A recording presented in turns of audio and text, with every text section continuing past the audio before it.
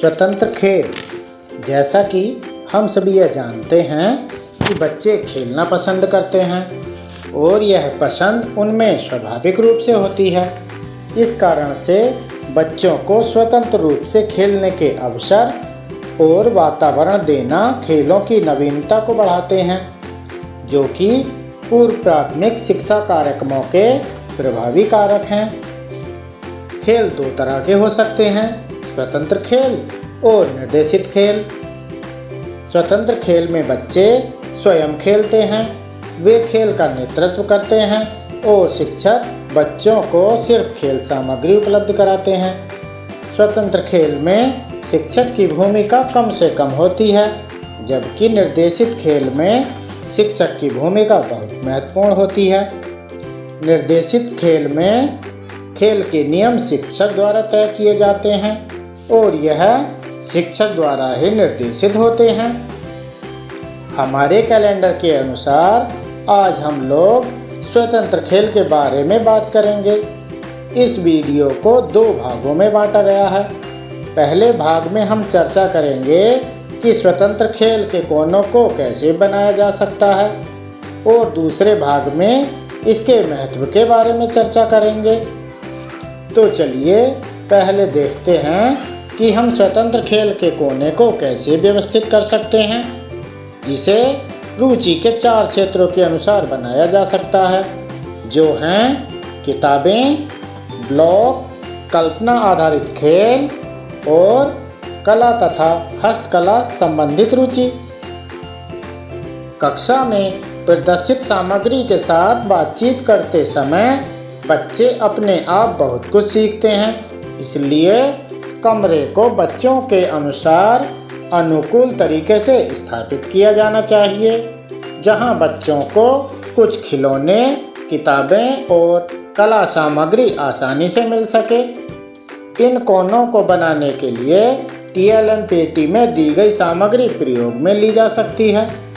इसके साथ ही शिक्षक पुराने दुपट्टे, कंघी, छोटा शीशा, खाली प्लास्टिक के डिब्बों जैसी कुछ चीज़ों की व्यवस्था भी कर सकते हैं और उसे कल्पना आधारित खेल के कोनों में रख सकते हैं।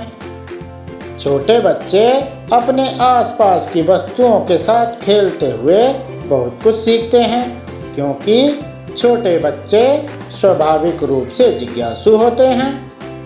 उन्हें वस्तुओं का पता लगाना और उनका प्रयोग करना अच्छा लगता है और वे ऐसे अनुभवों से निरंतर सीखते हैं।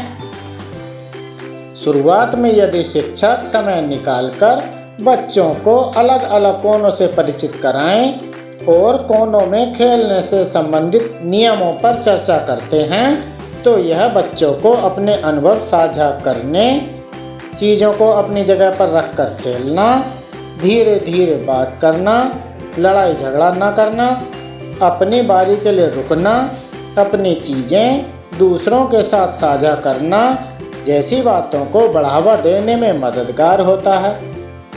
यहाँ पर शिक्षक की भूमिका एक गहन पर्यवेक्षक की होती है और इस तरह के अवलोकन से शिक्षकों को बच्चों के मूल्यांकन कार्ड भरने में भी मदद मिलती है। अब हम लोग वीडियो के आखिरी भाग में हैं। आइए अब इन कोनों के महत्व के बारे में और इन कोनों में हम क्या क्या रख सकते हैं इसके बारे में जल्दी से चर्चा कर लेते हैं। तो सबसे पहले देखते हैं कि किताब कोना कैसे व्यवस्थित करेंगे। बच्चों को किताबों को छूने, महसूस करने और उन्हें छूकर देखने का अवसर मिलना चाहिए, क्योंकि किताबों के संपर्क में आने पर वह किताब के आगे और पीछे की पहचान करना शुरू कर देते हैं और पन्ने पलट कर देखना सीखते हैं। प्रारंभिक बाल्यावस्था के बच्चों के लिए किताबों के साथ बातचीत करना आवश्यक होता है, क्योंकि ऐसे अनुभवों के माध्यम से वे कई तरह के पूर्व साक्षरता कौशल प्राप्त करते हैं। दूसरा कोना है कल्पना आधारित खेल का कोना। आपने अक्सर देखा होगा कि बच्चों को शिक्षक, माता पिता, पुलिसकर्मी या डॉक्टर होने का नाटक करने में बड़ा ही मज़ा आता है। हालांकि यह सिर्फ एक बच्चे की कल्पना हो सकती है, लेकिन यह बच्चों के सीखने का एक महत्वपूर्ण तरीका होता है। वह वातावरण में जो भी देखते हैं उसका अभिनय करके याददाश्त को मजबूत करते हैं। साथ ही यह बच्चों के लिए समस्याओं को हल करने के लिए और अपने आप को उस परिस्थिति से जोड़ने के लिए कल्पना करने का एक बहुत ही बेहतर तरीका होता है। इस तरह से बच्चों के डर व चिंताओं की भावना को समझने का भी एक अवसर मिलता है।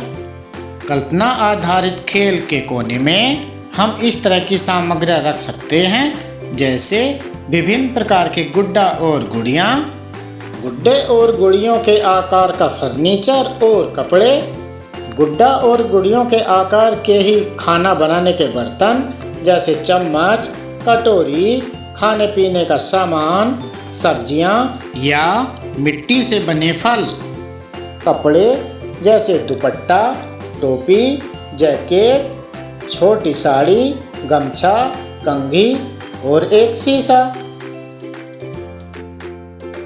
तीसरा कोना है कला और हस्तकला का कोना।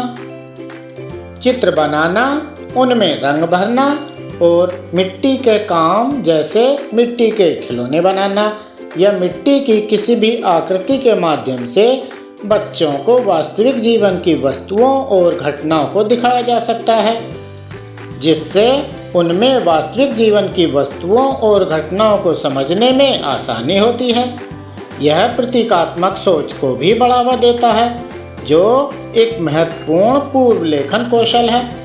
कला और हस्तकला के कोने में विभिन्न प्रकार के कागज, क्रेयॉन्स, पेंसिल, स्लेट और अलग अलग रंग के चौक जैसी वस्तुओं को शामिल किया जा सकता है। चौथा कोना है ब्लॉक का कोना। ब्लॉक के साथ खेलने से बच्चे आकार, आकृति और रंगों के बारे में सीखना शुरू करते हैं। वह ब्लॉक की आपस में तुलना कर सकते हैं। उनमें कुछ अलग तरह की आकृतियाँ जैसे रेलवे ट्रैक, मेज, पार्क ऐसी चीज़ें बना सकते हैं। ब्लॉक के कोनों में विभिन्न आकार और रंगों के ब्लॉक, पजल, लेसिंग फ्रेम, संख्या में अक्सर लिखे ब्लॉक आदि सामग्रियों को रखा जा सकता है।